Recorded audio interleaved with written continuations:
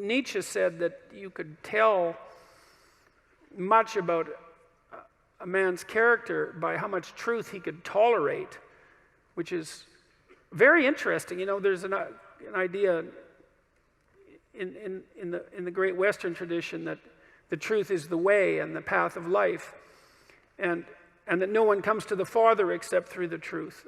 And I believe that to be the case, because I don't think that you can manifest who you are without the truth. And so I think it's literally and metaphorically truth, that the pathway to who you could be if you were completely who you were is through the truth.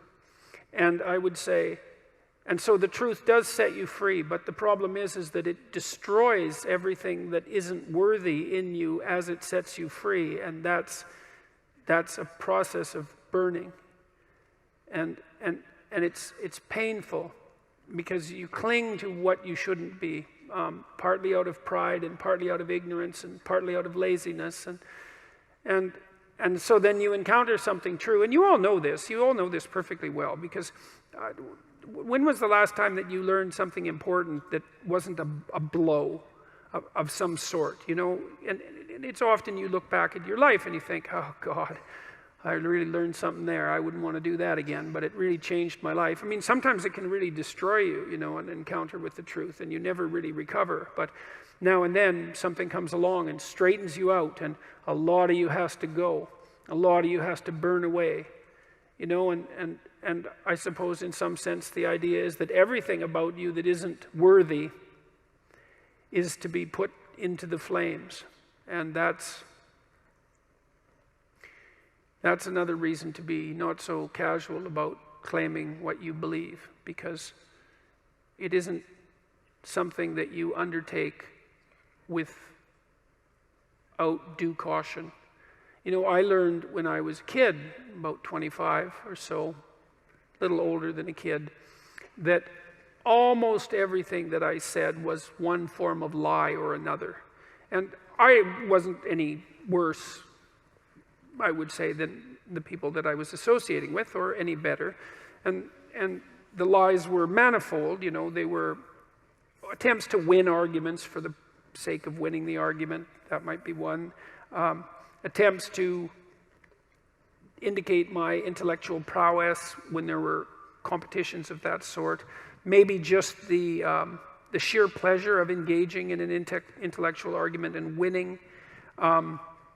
My inability to distinguish between ideas that I had read and incorporated because I had read, but hadn't realized that I hadn't yet earned the right to use, all of that.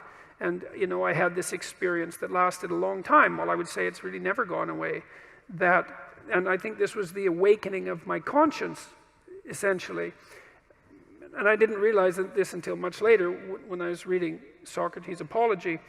This voice, for lack of a better word, made itself manifest inside me, and it said every time I said something that wasn't true, and that's usually what it said. That's not true. You don't believe that. Or there was a sensation that was associated with it. I don't think this is that uncommon, you know. I asked my psychology classes for many years in a row if they had an experience, that they had a voice in their head, let's say, it's a metaphor, or a feeling that communicated to them when they were about to do something wrong. And it was universally the case that people agreed with one of those statements or another. And the other thing I would ask is, well, do you always listen to it? And of course the answer to that was definitely no. But that's also very interesting, you know, that you can have this faculty, this conscience. This seems to me to be very tightly associated with the idea of free will, is that you can have this internal voice, this daemon, the root word for democracy. Oh yes, I didn't finish that story. So yes, well, it's important. Well, so Socrates' daemon told him it was his moral guide. And democracy appears to be predicated on the idea that the polity will function if people attend to their consciences. That's the overlap of those conceptualizations. And well, first of all, I think that's the case, you know, and it makes a certain amount of logical sense. I mean, if we assume that the political state is something like the emergent consequence of the decisions of all its citizens, we would assume that the wiser the decisions of the citizens, the more upright and functional the state. I can't see how it could be any other way. And perhaps those who are the most upright, who listen to their consciences more carefully, even play a disproportionately powerful role. It's certainly possible. So, anyways, back to truth. Well, you know, I learned that so much of what I was doing was false. And I think I learned this. See, there was a reason that this came to me so clearly. I was trying to understand why people did terrible things. And I was really concentrating on the terrible, terrible things that people do. And I was interested in Auschwitz, for example, and not as a political phenomenon, but as a psychological phenomenon. I was curious about how you could be an Auschwitz guard. And I wasn't really curious about how you could be one, because, well, you could be one, of course. I was more curious about how I could be one, being such a good person as I thought I was. But I also knew that many people did many terrible things during the 20th century, and the idea that I was somehow better than them, or that I should assume a priori that I was better than them, and that I wouldn't have made the same choices or worse had I been in the same situation, was a very, very, very dangerous supposition. And in fact, a sufficiently dangerous supposition to bring about the very danger that I assumed was worth avoiding. I had this idea, you know, that what had happened, especially in Nazi Germany, but also in the Soviet Union, shouldn't happen again. That what we needed to do, because of what happened in the 20th century, especially because we also managed to create hydrogen bombs, that we had become so technologically powerful that there wasn't time for that anymore, that time for that was over, and that we really needed to understand why it happened, and that perhaps we could go deep enough in that understanding, which is, I think, what happens when you go deep into understanding, so that you could stop it. Because if you understand a problem, maybe you can solve it, you know, and at least in part, I came to believe that the problem was, as Solzhenitsyn said, that the problem is that the line between good and evil runs down every human heart. And I was reading Jung at the same time, you know, and he believed that the human soul was a tree whose roots grew all the way to hell, and believed also that in the full investigation of the shadow, which was the dark side of the human psyche, was that it was bottomless, essentially, that it was like an experience of hell. And that also struck me as true. And that the way to stop those sorts of things from happening was to stop yourself from being the sort of person who would do it, who would even start to do it. Because the other thing you learn when you learn about atrocities of that sort, you could read Ordinary Men, by the way, which is an unbelievably great study of exactly this sort of phenomenon. It's on my book list on my website. It's about a group of German policemen who were turned into brutal murderers over a period of months when they went into Poland after the Germans had marched through. And they were just ordinary middle-class men. And they weren't forced into this by their leadership, by the way, either, which was one of the things that makes the book so interesting. So for me, it was a matter of understanding that if we want this sort of thing to not happen anymore, then we have to start to become the sort of people who wouldn't do it, which seems rather self-evident, all things considered, unless, you know, you believe that we're the pawns of social forces, for example, like the Marxists do. And I don't believe that, because we're also the creator of social forces.